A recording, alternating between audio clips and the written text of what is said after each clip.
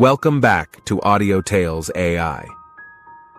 In this episode, we unravel the story of a wife who stumbles upon her husband's perplexing double life.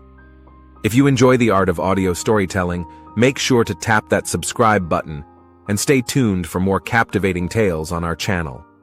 So you know how we all get those pesky emails that we usually ignore? Like congrats on your new purchase. Or you've changed your password. The ones we usually toss into the junk folder without a second glance. Well, let me tell you. Sometimes those ignored notifications can unearth the type of drama you only see in soap operas or those guilt pleasure Lifetime movies. Trust me, when your life suddenly resembles a twisted romantic trauma, you'll wish you were just binge watching it on Netflix with some popcorn instead. A bit of background first. My husband, let's call him John for the sake of this story, and I were college sweethearts. I know. It sounds cheesy, right?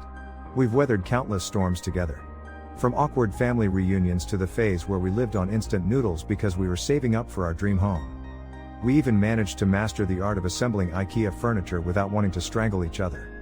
After a roller coaster of 8 years together in wedded bliss, I thought I had this marriage thing in the bag.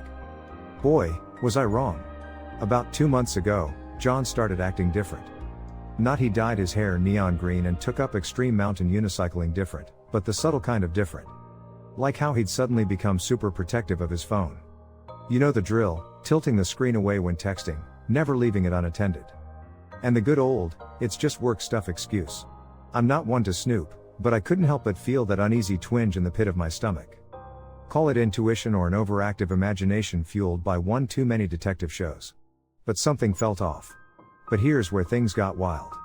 One fine morning, as I was sipping my coffee and sifting through my emails, a ritual as sacred to me as Sunday brunches, I stumbled across a message from Verizon. I was about to do the customary eye roll and send it to trash when the subject line caught my eye. Confirmation of account change. Weird. Right? We've been on a joint plan since forever. Why would there be any changes now? Opening the email, I discovered that John's line had been transferred out of our joint account, and not just to any other account. It was transferred to an account registered under a woman's name. Let's call her Misty. Because, honestly, if you're going to have a secret lover, the name Misty just adds that extra layer of drama. Now, as much as I tried to rationalize it, maybe she's a work colleague, a distant relative, a bizarre mix-up, the nagging feeling just wouldn't go away. So what does any self-respecting person in the age of social media do? You guessed it. I turned into a makeshift detective, armed with just a name. I dived into the depths of Facebook. Praying my sleuthing skills were on par with Sherlock. You won't believe what I stumbled upon. So, there I was feeling like the protagonist in a noir film. My screen illuminating my face as I scoured Misty's Facebook profile.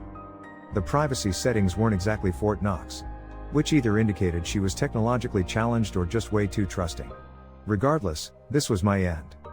Profile picture is Misty with her sun-kissed hair cascading down her shoulders, smiling next to a gorgeous waterfall.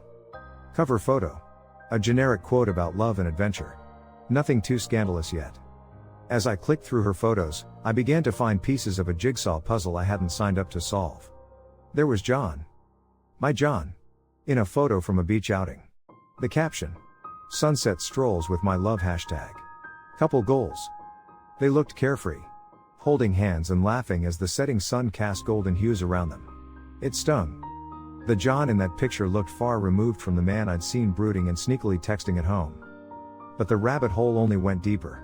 A cozy Christmas photo by a fireplace. Their faces illuminated by tree lights, stockings hanging in the background with their initials. A hiking trip to what looked like the Rockies. A dinner date at the restaurant where he had told me he was going for a work meeting, picture after picture, memory after memory, a narrative of secret love played out on my screen. Then came the ultimate gut punch. An anniversary post from Misty. 2 years with this incredible man, she wrote, alongside a collage of their best moments. Here were pictures I recognized. Places John and I had visited but now tainted with his moments with Misty. Their comment section was filled with mutual friends. Some I recognized congratulating and cheering them on. I felt a mix of emotions. Anger, betrayal, confusion, sadness. Part of me wanted to confront John right away. Throw the evidence in his face and watch him squirm. Another part of me, the logical side, urged caution. I needed a plan. I had to be smart about this. Taking a deep breath, I took screenshots. Lots of them. Everything that linked him to Misty, every comment.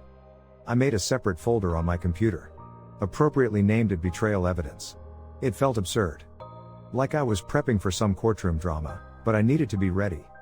One evening, when John was in one of his late-night work meetings, I reached out to a close friend of mine, Tasha. We'd been through thick and thin together, from failed diets to broken relationships. Over a video call, I spilled the beans, sharing my screen and showing her all that I'd found. She was as shocked as I was. Her face going through a spectrum of expressions. "Honey. First thing, you need a stiff drink," she said. Tasha always had a way of injecting humor in dire situations. "But seriously, you need to confront him. This isn't right. You deserve answers." We strategized trying to figure out the best way to approach the situation. Do I confront John privately? Or involve family? Maybe seek counseling? The weight of the situation hit me hard. Little did I know fate had its own plans. And I was about to come face to face with the truth sooner than I expected. The next day started off like any other. John was already up, making breakfast in the kitchen. He hummed a tune, and I tried hard to see if there was any guilt in those eyes. Any sign that screamed, "I'm living a double life," but there was none. It was just regular John, flipping pancakes. It was when I reached for the Daily Mail that everything changed. Among the bills and junk mail was an invitation. Embossed and elegant. I glanced at the return address. It was from Misty. Curiosity piqued. I tore open envelope, and my heart raced as I read. "You're invited to celebrate the engagement of Misty and John."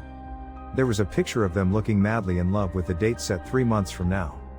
I felt the world around me blur. I could hear John calling from the kitchen asking if I wanted blueberries in my pancakes, but his voice sounded distant. Tasha's words echoed in my mind. It was now or never. Taking a deep breath, I walked into the kitchen.